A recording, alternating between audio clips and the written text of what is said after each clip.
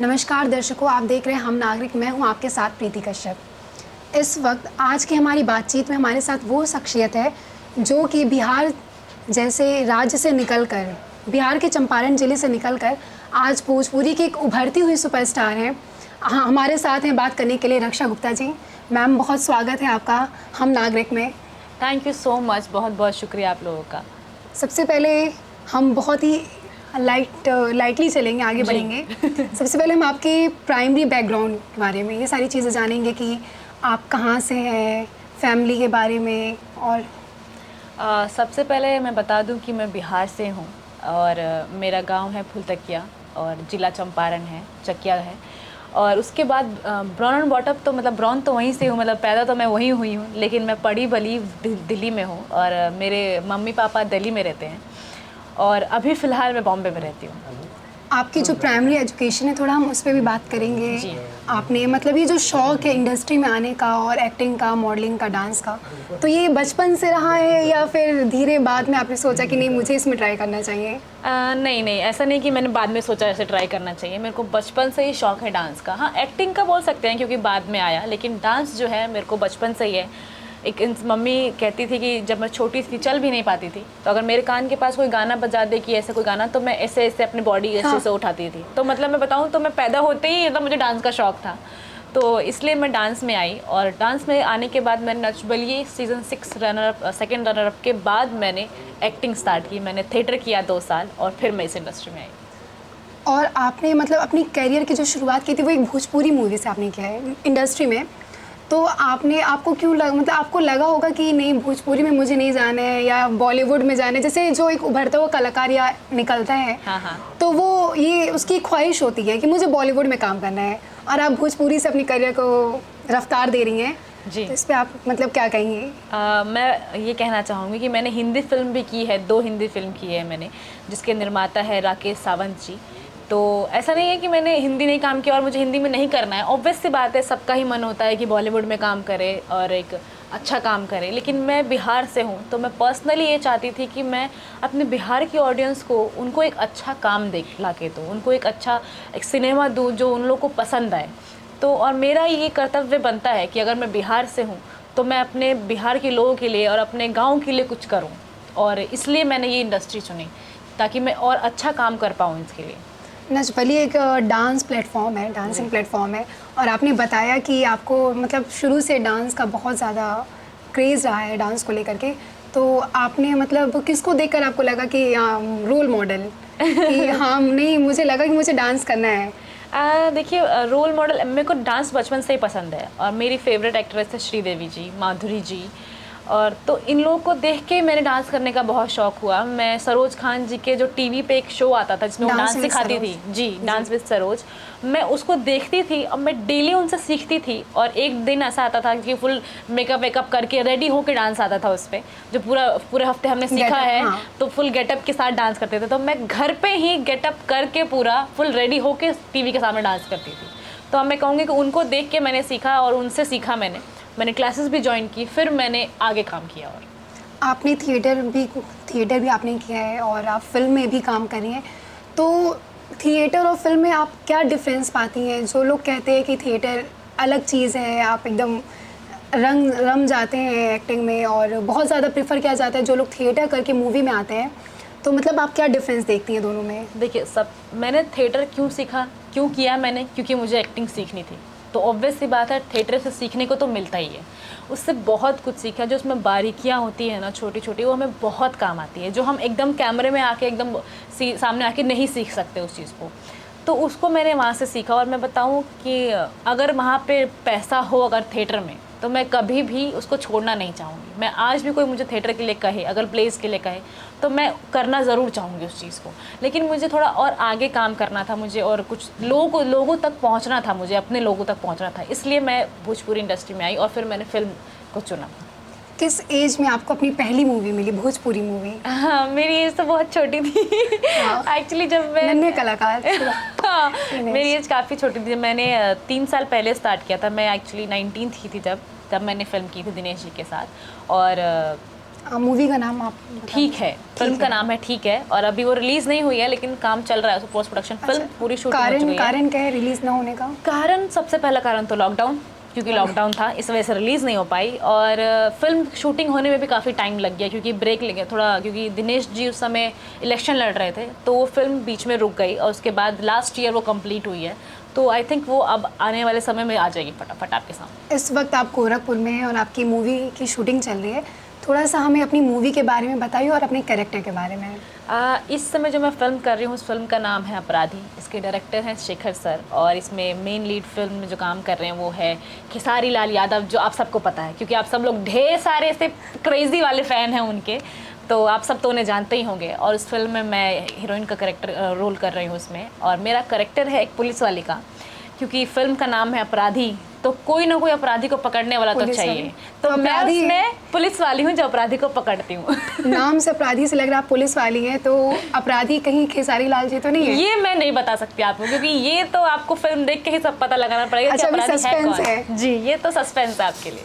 और हम कब तक एक्सपेक्ट करें कि जो गोरखपुर के ऑडियंस है, जो पूर्वांचल यूपी बिहार, जो हमारी भोजपुरी की ऑडियंस है, कब आप उन्हें ये दे रही हैं सरप्राइज कि आप मूवी लेकर आ रही, कब रिलीज हो रही है? ये फिल्म देखिए अभी तो शूटिंग चल रही है, इसके बाद पोस्ट प्रोडक्शंस होगा, क्योंकि एडिटिंग होती है, काफ़ी सारी चीज़ें होती हैं, तो मेरे ख्याल से 1-2 महीने बाद ये फिल्म आपके सामने आ जाएगी। थोड़ा हम आपके हॉबीज़ के बारे में बात करेंगे, और क्योंकि जब कोई स्टार हमारे बीच में आता है तो हम उसकी पर्सनल लाइफ के बारे में, उसकी एक्टिविटीज़ के बारे में बहुत कुछ जानना चाहते हैं, तो थोड़ा उस पर बताइए।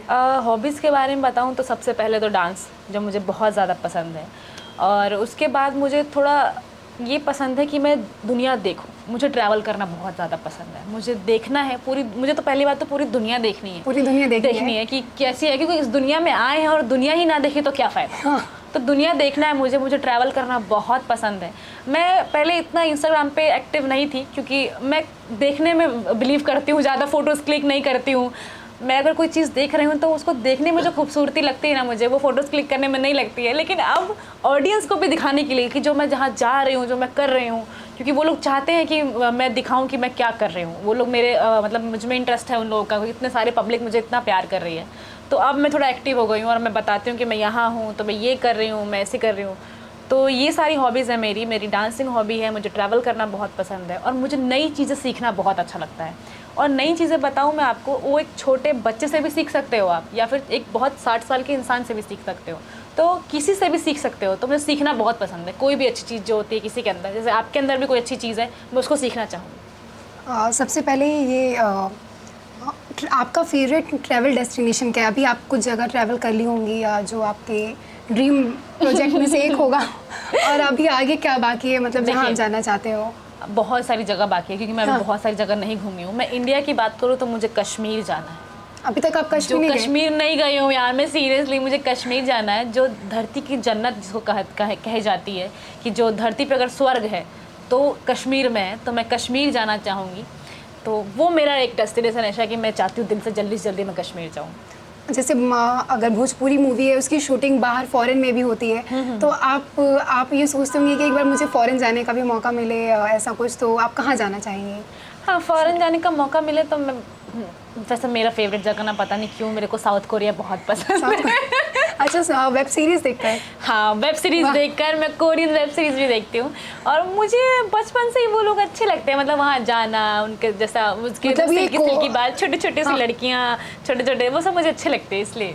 ये साउथ जो कोरियन वेब सीरीज़ है, ये अभी कुछ ज़्यादा ही ट्रेंड में है। जी, अभी ज़्यादा ट्रेंड में है। अभी से आप ये देख रही हैं कि पहले से आप देखते? नहीं, मैं पहले से ही फॉलो करता हूँ। एक्चुअली मेरे जैकी चैन मेरे बहुत फेवरेट है, मैं छोटे से ही उनकी फिल्म देखती हूँ, क्योंकि मेरे फैमिली में मेरे मामा जो हैं वो देखते हैं उनको, तो उनको देखते देखते नहीं बड़ी हुई हूँ, तो मुझे वो बहुत पसंद है, मुझे पहले से ही पसंद है वो लोग। लेकिन अभी क्या है ना, अभी बहुत सारी OTT प्लेटफॉर्म आ गए, आपको पता ही है, उस पर वो वेब सीरीज़ आ गई हैं, तो अभी ट्रेंड में चल रहा है ये फ़िलहाल। तो आप अभी जिस कलाकार के साथ काम कर रही हैं और जिस इंडस्ट्री से जुड़ी हुई हैं अभी आप, कई बार उस इंडस्ट्री पे ये आरोप लगा है कि उसमें अश्लीलता बहुत है, और जिसके साथ आपके को एक्टर जो हैं उनके ऊपर भी आरोप लगा है। लेकिन फिर मतलब ये बात अगर कहीं भी भोजपुरी स्टार हमें कहीं मिलता है तो ये बात एक जिक्र हो जाता है इसका, तो इस पे आपका क्या मतलब कहना है कि भोजपुरी इंडस्ट्री कैसी है? आप उसको एक्सपीरियंस कर रहे हो भोजपुरी इंडस्ट्री को, हम तो ऑडियंस है, हम तो दूर से देख रहे हैं, आप खुद रियल लाइफ में एक्सपीरियंस करो इंडस्ट्री को, तो आप थोड़ा सा उसके बारे में बताइए प्लीज़। अश्लीलता की बात की जाए तो मुझे भी 2-2.5 साल हो गए काम करते हुए। मुझे अब तक नहीं लगा कि अश्लीलता है, ना पहले लगता था ना अब लगता है, क्योंकि अश्लीलता देखिए दिमाग में होती है, लोगों की सोच में होती है। अगर आप जो सोचेंगे वैसा आप पाएंगे। और फिल्म जो है एक समाज का आईना है। जो लोग देखते हो, लोग रियल लाइफ में कर रहे हैं वही लोग दिखाते हैं, क्योंकि वही चीज़ तो दिखाएंगे ना, क्योंकि जो हो रहा है एक नया कहाँ से कोई सोच लेगा। फिल्म में वही आता है, एक प्यार किया है तो एक लड़की एक तो लड़का, तो रियल लाइफ में भी वही होता है। और अश्लीलता की बात की जाए तो मुझे नहीं लगता है अश्लीलता है, और हो सकता है कहीं ना कहीं किसी चीज़ से कोई ऐसी गलत चीज़ हो गई हो जो लोगों को लगे कि और आरोप लग गया हो, लेकिन अभी तो मेरे ख्याल से कोई भी ऐसा काम नहीं कर रहा है, और सब आने वाले समय में अच्छा ही करने की कोशिश कर रहे हैं।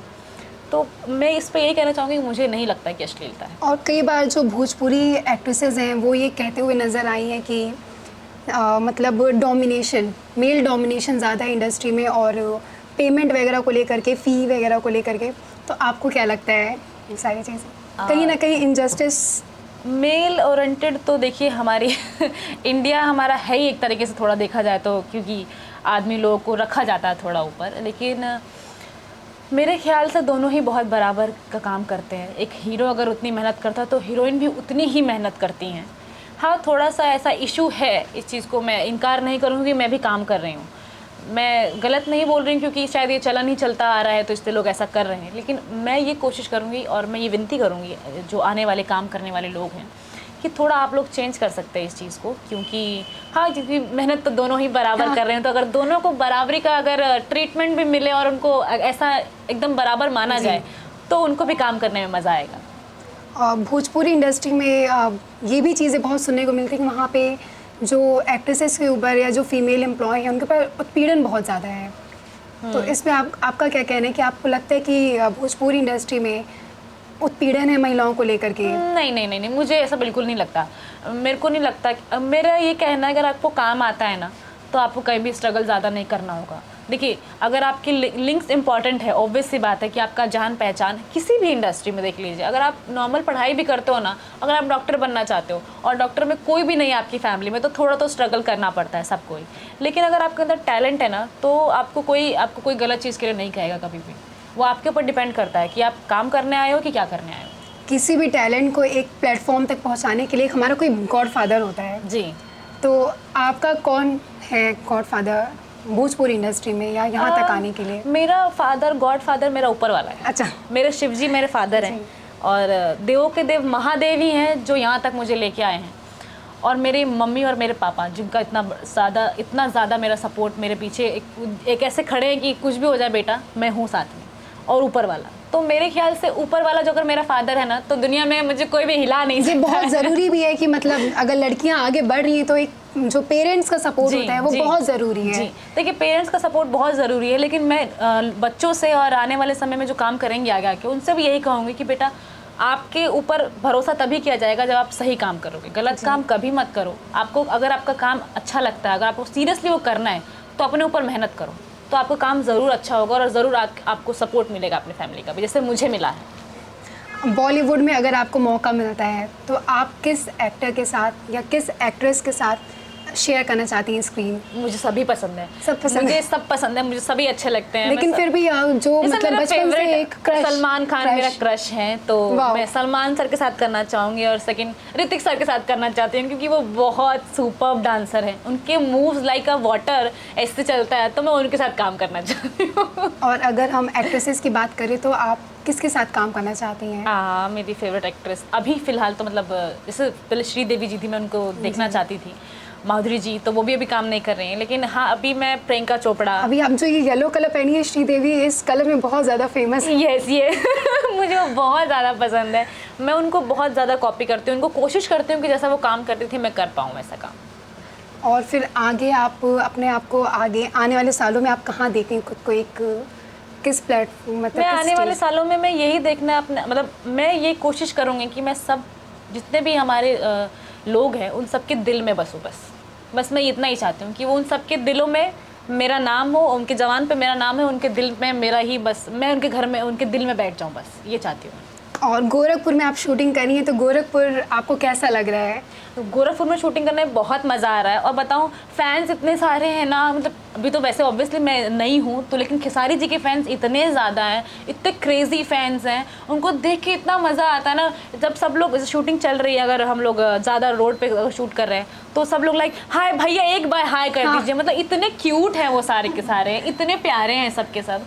बहुत मज़ा आ रहा है यहाँ शूटिंग करने में, लोकेशंस बहुत प्यारी हैं यहाँ पे, लोग इतने अच्छे हैं और सपोर्टिंग लोग तो बहुत ज़्यादा है यहाँ पे। आप इतने दिनों से गोरखपुर में शूटिंग कर रही हैं, तो आप अभी तक गोरखपुर की किसी जगह पर घूमी? मैं एक जगह घूमना गई हुआ? हूँ जी, जैसे मैं बताया आपको कि देवों के देव महादेव मेरे भगवान, तो मैं गोरखनाथ मंदिर गई हूँ यहाँ घूमने के लिए। तो अगर मुझे थोड़ा भी वक्त मिला तो मैं उस वक्त में भगवान के दर्शन करके आई हूँ। जी, गोरखनाथ बहुत प्रसिद्ध है यहाँ का, और जो भी कलाकार यहाँ पर आते हैं एक बार ज़रूर वहाँ जाता है। और गोरखपुर के ऑडियंस को आप क्या कहना चाहेंगे, आपका अल्टीमेट लास्ट मैसेज? मेरा मैसेज आप सबसे यही है कि आप लोग जिससे इतना ज़्यादा प्यार मुझे आप लोगों ने नच बलिए में दिया और अभी भी आपने मेरे गानों को भी दिया, तो आप सबसे यही विनती है कि मैं काम अपना 200 से 300% करूँगी, लेकिन अपना प्यार ऐसे ही बरकरार रखो और इतना ही मुझे ज़्यादा चाहो। अब प्लीज़ अपने दिल में बसा लो मुझे। हमसे बात करने के लिए बहुत बहुत धन्यवाद रक्षा जी आपका। Thank you.